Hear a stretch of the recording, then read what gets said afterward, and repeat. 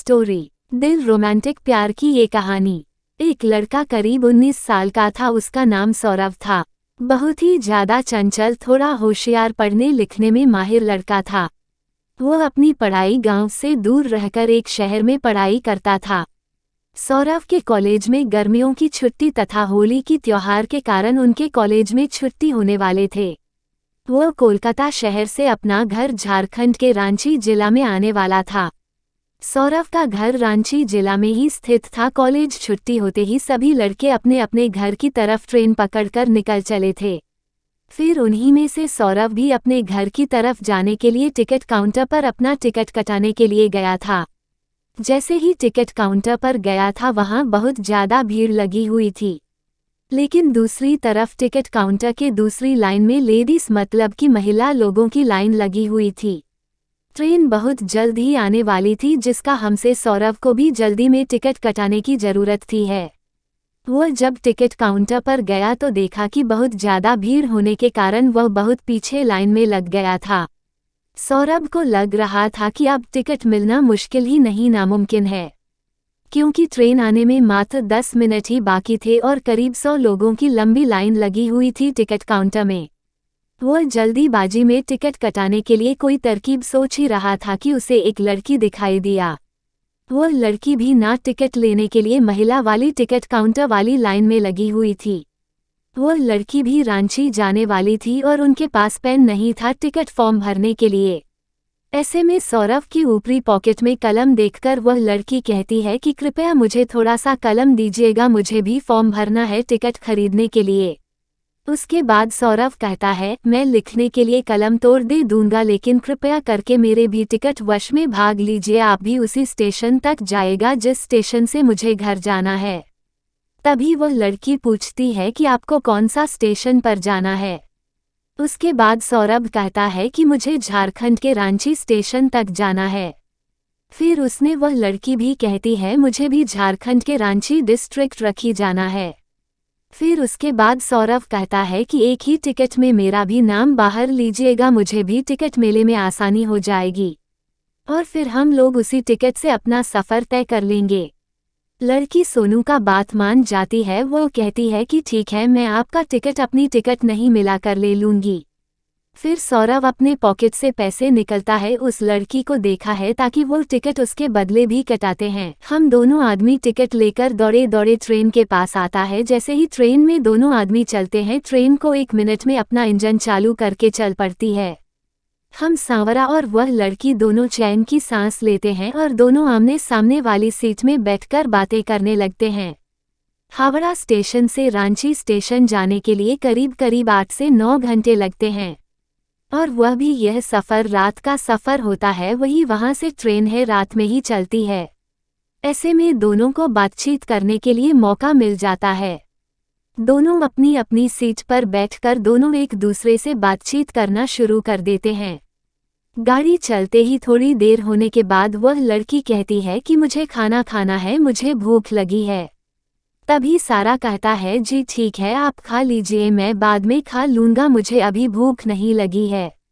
इतना सुनते ही वह लड़की भी कहती है कि जब आप खाएगा तो ही मैं खाऊंगी। तभी सौरभ पूछता है, क्या ऐसी क्या बात है कि जब भी मैं खा लूंगा तो ही तुम खाएगी ही। तभी वह लड़की कहती है कि हम दोनों साथ में जा रहे हैं, मैं अकेले खाऊंगी मुझे अच्छा नहीं लगेगा, इस कारण से मैं जब आप खाएगा तो ही नहीं खाऊंगी। दोनों में बातचीत शुरू हो जाती है और उस लड़की का नाम पूछता है। वह लड़की अपना नाम शोभा बताते हैं। तभी वह लड़की कहती है कि मुझे तो आपका नाम पहले से ही पता है। उसके बाद सौरभ कहता है कि आपको मेरा नाम कैसे पता चला है। तुम्ही शोभा कहती है कि आपने अपना नाम और उम्र टिकट बनाते समय बताया था और वह टिकट अभी भी मेरे पास ही है, इसी कारण से मुझे आपका नाम पता है। अभी सौरभ कहते हैं कि मुझे तो ये पता भी नहीं है, आपको मेरा नाम भी पता होगा। मुझे तो याद भी नहीं है कि मैं अपना नाम आपको कभी बताया भी होगा। तभी वह लड़की कहती है कि आपने तो बताया था, मुझे अभी भी जानती है। रात बहुत ज्यादा हो जाता है, दोनों अपनी अपनी सीट पर सो जाते हैं। सुबह के 3 बजे नींद टूटती है दोनों का।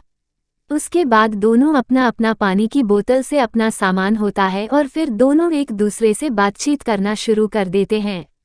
ऐसी बात करते करते सुबह के 6 बजे बज जाते हैं। दोनों की ट्रेन अपना गंतव्य स्टेशन पर पहुंचने वाली होती है।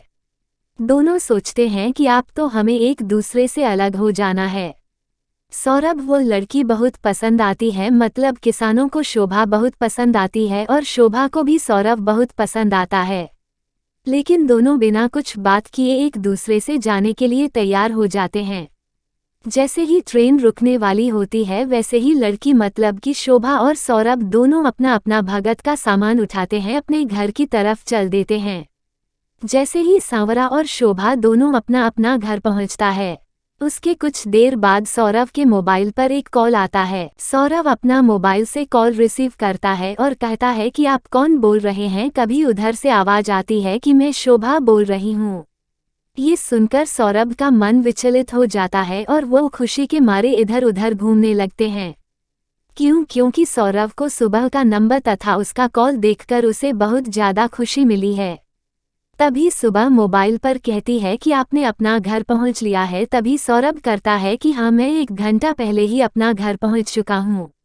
उसके बाद सौरभ शोभा से पूछता है कि आपने अपना घर पर पहुंचती है।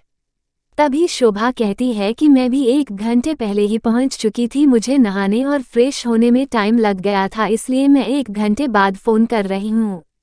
अब दोनों में खूब अच्छी तरह से बातचीत होने लगी है। दोनों मिलकर हम दिन भर रात भर मिलकर बातें करते रहते हैं और आप दोनों को एक दूसरे से काफ़ी ज़्यादा मित्रता और एक दूसरे में प्यार होने लगा था रखना। एक दूसरे से मिलने के लिए एक दिन ज़रा सी स्टेशन पर बुलाया और स्टेशन के बाजू में एक पार्क था, वही दोनों एक दूसरे से मिलने का समय भी फिक्स किया था। फिर दोनों मिलकर आती कहाँ से बातचीत करते हैं। दोनों एक दूसरे को समझते हैं तथा एक दूसरे को प्यारा अथवा किस करते हैं। उसके बाद दोनों अपनी शादी के लिए अपने अपने घर वाले को कहते हैं। घर वाले दोनों के घर वाले से बातचीत करते हैं और शादी के लिए राजी हो जाते हैं। ये सुनकर सोने का मन में खुशी का ठिकाना नहीं रहता है और अपनी शादी के बारे में सुनते ही दोनों को खूब जमकर बातें करने लगते हैं। उसके कुछ ही देर बाद दोनों की शादी हो जाती है और फिर दोनों एक दूसरे के साथ उसी तरह सेवा से एक परिवार के साथ रहने लगते हैं। दोनों का रिश्ता एक बहुत ही ज़्यादा बेहतरीन और बेहतर ढंग से निभाया जा रहा था, क्योंकि दोनों एक दूसरे से बेहद ही ज़्यादा प्यार करते थे।